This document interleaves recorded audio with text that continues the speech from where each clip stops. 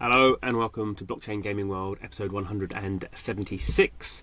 I'm your host John Jordan. Don't forget to check out my daily email about blockchain gaming. You can find that at gamestx.substack.com. In today's episode, I'm talking to Bezina Rizab, who is the chairman at Gamee. And the reason I wanted to talk to Bezina is that Gamee actually started out 10 years ago as a Telegram channel for sort of hyper-casual mini games. And obviously Telegram and its associated TON blockchain is now the big trend for game developers looking to find sort of new audiences and virality and people with crypto wallets. So I thought it'd be great to talk to Bezina about how Telegram has changed. Gamee has now sort of pivoted back to Telegram and TON. It's launched its Watt protocol, which is a sort of a meme coin, which is like a lot of these projects have on Telegram. But also has its sort of first game, so it's launched its first sort of mini games on there, and it's looking to grow more there. As ever, I've been sort of quite skeptical about Telegram/TON and the sustainability of what's going on there. So we have a bit of a back and forth, and obviously it's interesting to get Bezina's view on this because she has been operating on Telegram for 10 years. So she has some good data to give about why it's different this time, at least in her opinion. So hope you enjoy the podcast. Don't forget, every week putting out new episodes, so please subscribe, don't miss out, and see you next time. Hello everyone and welcome to the show. Very pleased I have Bezina from Gamee on the show for the second time. How's it going? Thank you, all good. Good. Good to be back. You've been promoted or demoted, I don't know. You were CEO and now you're chairman, but those things may not, I don't quite know what that means, having not been that high up in an organisation. I guess it's the same thing, only maybe chairmen have more time to speak on podcasts such as Blockchain Gamers. Okay, very good. I like that response. Okay. So what we're mainly talking about today is sort of Telegram as a channel, and in the previous episode of the podcast, I was talking to Simon Davis over at Mighty Bear Games, who's doing very much the same thing. So I'm sort of going through a bit of a phase. I'll see how many podcasts I do with Telegram type people. Because I think it's sort of fascinating. It's very much been, I think, one of the sort of ongoing trends of 2024 when it comes to sort of blockchain games. But I'm a little bit sceptical. I guess you're not, because you're piling into it, so maybe we'll have a bit of sort of to and fro about maybe I'm too skeptical, and you can enthuse me with Telegram. But I guess give us a bit of background, because Gamee, sort of the company you founded, whatever it was, over 10 years ago now. Before you got into blockchain, you were doing Telegram. So you're sort of, as you sort of saying, you're sort of OGs in the Telegram space. Telegram sort of come back in recently, particularly as it has the TON blockchain associated with it, and that's sort of what you're riding on the wave. But how do you generally, how did you see Telegram when you were first doing your sort of mini game, hyper casual sort of game platform on that, and how's it changed now? Yeah, we started with distributing and building an experience on Telegram back in 2016, where we were the launch partner of Telegram for their gaming platform, and it was in the era where Facebook had instant games. We had games on Facebook, on Viber, on Kick. That I think it doesn't exist anymore. Oh yeah. On Kick and Telegram. And we could, what we were looking for, of course, is a distribution channel, is something that loads instantly, but also can be shared and played with friends. And that was pretty much what was the offering back in 2016. There wasn't much more. So you could launch your games on Telegram, and we saw millions and millions of people play them, but there wasn't really a way how you can build anything on top of it, such as monetization or even some type of meta game progression. It was quite limited, so we didn't really touch that for several years, and always looking into the data, we were amazed. How is it that we get millions and millions of people playing the games, zero advertising spend, no push, no nothing. There were 200 million gameplays every month just like that, because it was really easy to, and is very easy to share with somebody who is on Telegram as a chat app, as a platform. Now the TON Foundation, the TON chain, and all the tools started popping up later last year, and we saw that there is an opportunity to build something on top, such as monetization or even a meta game or something, like a real experience instead of just individual content pieces.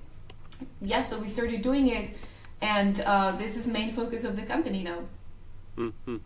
And as well as there seems to be sort of two things going on with Telegram. One of which it has this stars payment system, which is like an in-app purchase system, which has nothing to do with crypto at all. It's just you can now buy using in-app purchase. You can now buy stars, and that's like a platform-wide. It's a little bit crypto though.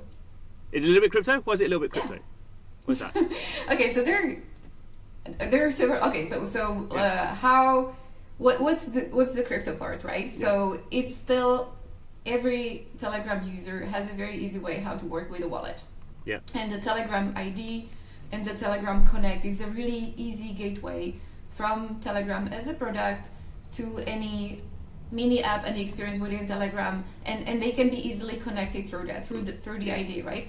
But like we have seen Facebook logins, etc. It's like the ID itself is not really new, but here because it connects to the wallet, it's very interoperable. So whoever builds, it's possible to move within the experiences, but also like outside of the chain if you want to, right?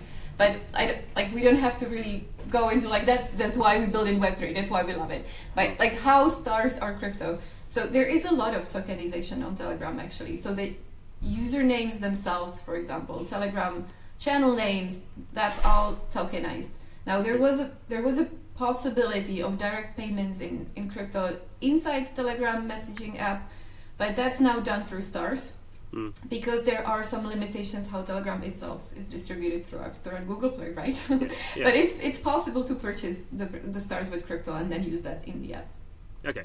And now how the rev share, right? So how the revenue share for developers is in crypto. It comes in TON. Okay. So for the business side, it's crypto because you're getting paid in TON, but for the consumer side, it's not crypto, but you can use crypto to buy them. Optional crypto. Yeah. Okay. It's optional. Okay. It's kind of not bad for onboarding either, right? So. Yeah. But I guess it's sort of interesting that for whether it's crypto or not, for the first time you have a sort of open platform monetization. Obviously, I guess if you buy 1,000 stars, then the whole point is you can spend them across whatever sort of games you're playing. So the game isn't. You may buy them within one game, but the game's you're not having individual things within each game, which is like how an app store sort of payment system works. So there's that, and then obviously Ton's been knocking around as the sort of the blockchain that Telegram was doing, and then they got obviously fined by the SEC and had to basically have it as a separate company. But it's I guess it's legally a separate company, but it's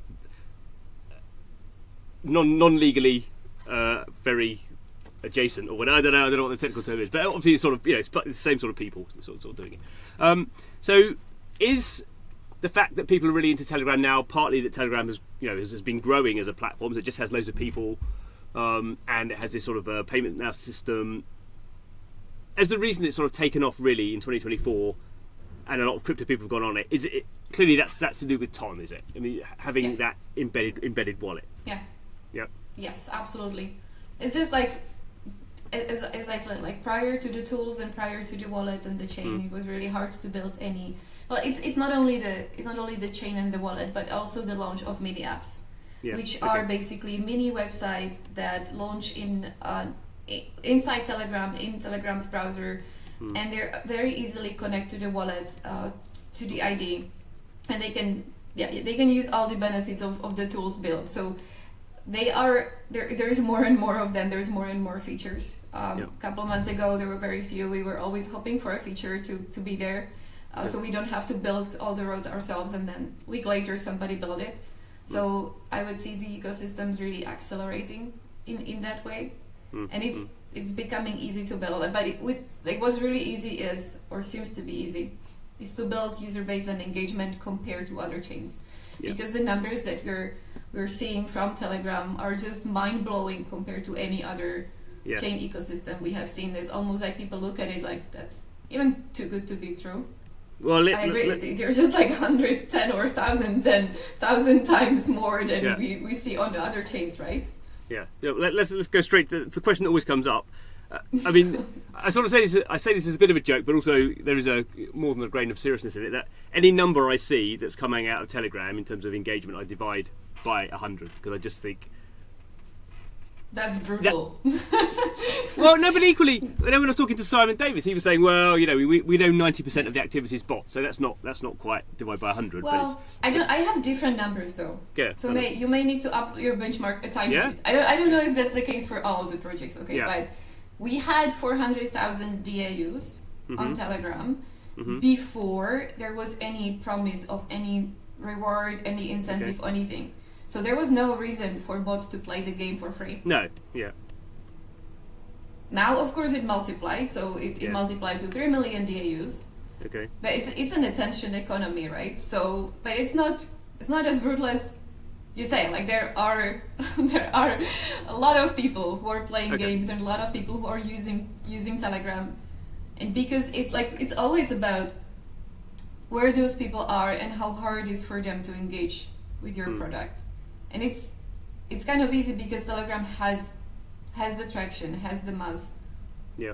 Distribution. I think they announced 950 million MAUs. Yeah, but again, it's sort of that's the sort of number where you go, okay, yeah, because obviously, because I mean, Telegram. As much as I know, Telegram is, one of the interesting things about Telegram as a technology is it is sort of set up, for bots. So when you go and find a bot and a bot is running a channel, so it's underlying, you could say it is.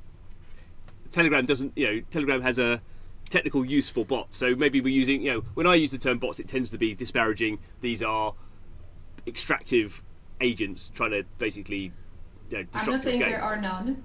That would be very bold statement. I'm just like what I have in the data is that like the 200 million gameplays every month for years. There was no reason for bots to play the game. There was nothing to get. But I guess the interesting thing is you've seen from your numbers you were given there, you've seen a 10x increase in whatever we want to call them, player accounts. And obviously some of that is from growth of the platform, so that's sort of like organic growth. We assume more people are using it, but equally probably the accelerative growth is coming from something else. So let's talk a bit about how you've been building on Telegram in terms of the crypto side. So you've launched, I think for earlier this year, you've launched this thing called the WAT protocol, and that's sort of very much sort of playing into sort of what we see from these game, the game companies who are sort of famous on Telegram now. I guess that, Notcoin is sort of the biggest one, and there's sort of Hamster Combat and Katazan and Katazine, and they're all sort of trying to do this sort of similar thing. So what's your thinking around why you launched sort of what protocol? Okay, yeah, sure. So the approach, our approach to Telegram, but also to our other products that we've done in the past, even prior to Web3, was always monetize with advertising, perhaps in-app purchases, so kind of free-to-play approach, and then take part of the revenue, give that back as rewards, and part of the revenue give that back as into content, right? Because it will always the more we make, the more we give. So really nice wheel of growth.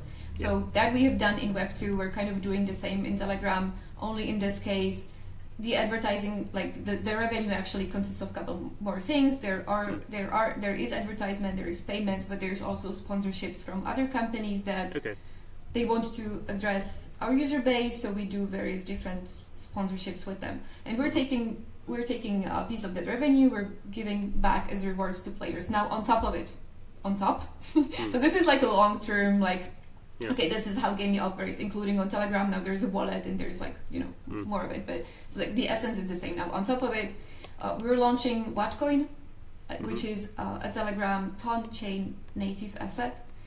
We were kind of inspired by the essence of community first, fully earned asset, no vesting, no investors, just really reward and recognition for contribution on the network. So as wide as possible, as many participants as possible, really broad decentralized distribution. We have now 4 million Ton wallets that are participating in the activations and collecting points, etc. We have a lot of wallets that are also participating from other chains on Ethereum. They're staking our token, staking different NFTs like Doodles, Pudgies, Mook others. So we're kind of, with this WAT protocol, we're bringing different communities together, rewarding them with points, and preparing for the launch of WAT on Tom Chain. Now the WAT has a mascot. Yeah. The mascot is a WAT bird. Yeah. It's a meme. It's a trashy bird. Yeah. It's like an average degen that aims for a moon but is stuck in his room. It's quite fun. The community really embraces that. Like it started as like, what if we did what, and then the team is having so much fun with that, and the community as well. So it's getting really nice traction. It has its own social profiles, and it's the mascot of the future coin. Business wise, like how Gamee ecosystem and WAT ecosystem coexist is what is kind of launched on the back of Gamee. It's community earned, community owned. So at the TG, you'll kind of hand over like to your community. Here you go. This is the meme. This is the story. This is the coin. And for us, it's a way how we can prove on-chain activity of the vast user base we have. Because you can do that step by step, but this is kind of acceleration of that. And then Gamee, like we have an asset on Ethereum, Gamee token that works as an access to the user base. Okay. So that's already happening. There are several campaigns and partners that commit the Gamee token in order to access the user base, and they do follow our socials, download our mobile app, install our wallet, etc. Yeah. And so, as you say, there is that nice sort of ability, and I guess this is something that you wouldn't have necessarily, I think, directly planned for, but it's obviously the nice prospect of having sort of assets on a blockchain that they're available for sort of future business, I don't know, pivots, or I don't quite how you call it, future business developments. You have these sort of assets, and obviously partly for the sort of the Gamee stuff. People have acquired those in various ways, and the NFTs and all that sort of stuff. I won't go into all that history, but those have those assets, and obviously you want to give those, you want to continue to have those having value. You don't sort of walk away from those and go, we're starting this new what coin. But then, so that's almost like the strength and weakness of blockchain is you sort of have to bring in your old stuff, because you can't just go, well, we've finished with that, we're doing this new thing. But the positive thing is something you never thought about 3 years ago is now something that is engaging that sort of audience. So you sort of, I think it's more on the positive side. I think it is, as you say, interesting that people are having taken the Gamee token, which is now on Ethereum. So we won't go into all the stuff that happened on Polygon, but that's even that in a sense is a positive for blockchain, that you have obstacles that you overcome and make new decisions. And then NFTs that have nothing to do with your ecosystem, say sort of pudgies and things like that, could be staked. I guess the thing about sort of one of my sort of concerns in the long term about something like Telegram, and we're seeing all this sort of activity and all these sort of tokens going live, is we've sort of seen more generally people love airdrops, so people will do lots of things for a certain period of time to get airdrops, but then obviously for meme coins, the point is a meme coin doesn't have a roadmap. I mean, you're not quite a meme coin from that point of view, but they're sort of like, everyone will go, great, I've got some free money, or they'll complain they didn't get enough free money, and then they'll sort of move on to the next thing. So how does that, how can you take that initial sort of excitement about what's going on, and it's great, we get free money, for it to be something that isn't just... So I think it's about it's about the narrative, right? So if like the Whitebird resonates more and more strongly with the community, as we're seeing, it has a really strong promise of different content angles. So I think like you can look at that as you have an activation, you have attention, then you have a launch, and then you continue with kind of, in the gaming terms, live operations, right? But you have to make sure that you can sustain and continue the live operations in a way that it still attracts audience. You can back that, you can keep adding content, etc. So there is an idea, okay, will part of it be owned and driven by community? Maybe over time, but probably not day one, right? You have to get to a point where this is possible. So still like thinking about like the balance, like you have monetization pathways, you take piece of the revenue, you give that as reward, as incentives, and part of into building content. Whoever builds the content doesn't really matter, but you still have to balance the attention, monetization, future incentives, whether that's reward or new content. So the live operations in Web3 is hard, but that's just what we have to really do. It's like the TGE is not, No. that doesn't really end there. It kind of starts there, right? So. Yeah. Oh no, exactly. But I guess the difficult thing is that's from your point of view. There's a different perspective for different people. There's some, I think generally what we've seen for some airdrops is people just go, I got $100 for free, or $200 for free, and then they just go, I'll move on to the next one. So I think clearly these sort of things do work in terms of gaining attention, and maybe the argument is on Telegram it works really well because you can just gain so much. Just the ability, the audience that's there is just so much bigger and more viral than we've seen generally on web. I think that it matters. That gives you enough. That gives you enough to then. If you can build a business around it and you can monetize that as a company, I'd say it's great because the user acquisition is, like, you can say a lot cheaper because it's viral, so you don't really have to pay, I don't know, like crazy amount of dollars per every install, etc. As you normally do on ad networks, and like hard user acquisition has been the mantra in Web3. Like, how do you get more people? It's very hard right now. You have millions of people and people are like, why is there so many? I'm like, just like you have to apply really kind of filters of quality, like a lens. Okay, I have 10 million people who are only able to click, but out of that, how many are able to connect wallet? How many are able to make a payment or willing to make a payment? And you apply these kind of funnels or lenses, such as kind of in a free to play content building, right? But you still have a funnel, and if the beginning of the funnel is broad enough and costs you almost nothing because it's product-led growth, it's just great. If none of that converts into any revenue, that's a problem because that's just a number on paper, but it's not the case. So, and in fact, taking the broad scheme of what Gamee's been doing is really, Telegram is sort of, you've been waiting for a Telegram because all the way through because you're into these sort of, you've delivering up these whether you would call them hyper casual or mini games or you're not delivering MMORPGs, you're delivering sort of fairly what you would say high quality but high quality experiences. People are going to play for a certain period of time and hopefully come back, but there's not like a deep progression in there, and you have, by your payment system, by giving them back some money, that's your engagement layer to keep them in, and you can just serve up different games. And I guess the issue you've had as a previously CEO, now chairman, is the thing about Gamee is it's just finding the addressable audience that you can address, within your UA, within the cost of acquisition. And but basically Telegram comes along and effectively, from your point of view, maybe I'm making it up a little bit, but you have effectively as many users as you can find, and maybe some of them are bots.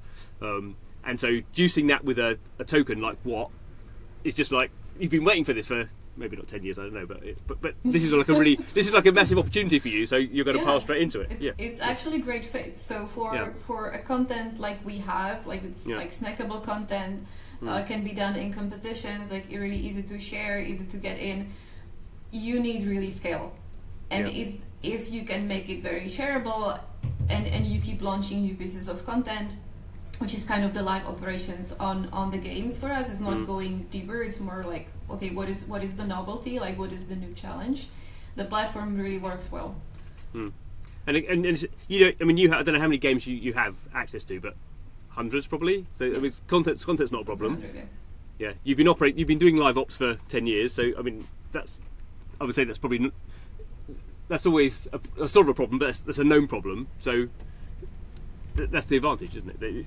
I guess for a lot of these companies on Telegram, they just haven't operated loads of games for a period of time. They're just more riding on we're going to launch a token, and that's going to be So we have a lot of games now. There is a takeover for the Wattbird, so it kind of takes big part of the prime spot in the Telegram mini app. There is a racer with the bird, so we kind of changed the simple mining into a racing game where you collect points and the bird starts racing in a shopping cart. But if you want the bird to race in Lambo, you need to race with 15 friends, and then the more points you mine, and there's like a lot of around it. There's a lot of upgrades and like enemies and stuff. So it's still a kind of like casual, hyper casual game. It sits within Telegram mini app. Now take over with the Wattbird racer.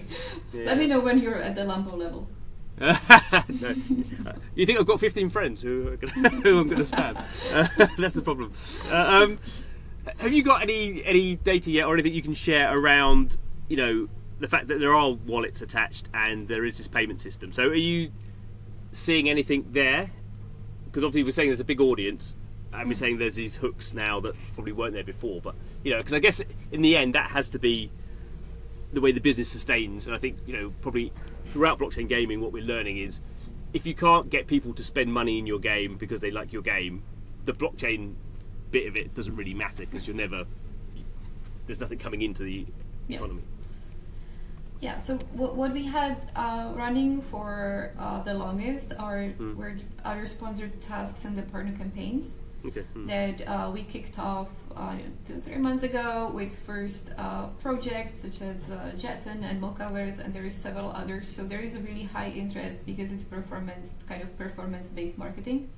So the partner would tell us, okay, I want people to do follow socials, install mobile app, activate wallet, and then we deliver that. So it's like very trackable, very transparent performance-based marketing, and we reward people for doing it. So that is quite successful, I would say. There's a lot of interest from partners to run campaigns like that, and the users also appreciate that they would go to the section every day. They would look like, what is there for me to do today. So it's like a task list aside from gaming.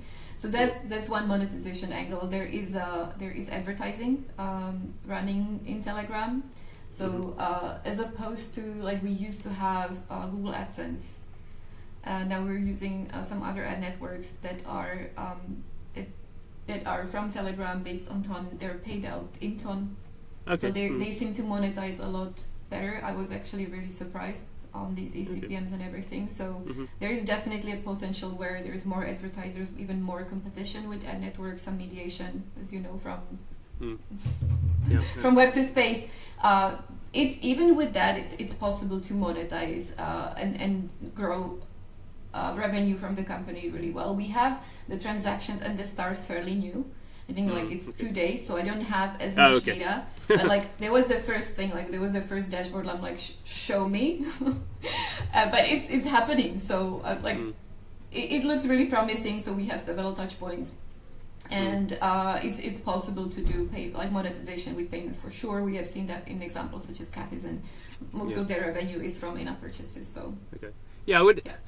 Without asking you to say anything about competitive games, I mean, so Catizen is a as I understand it, was originally a WeChat game.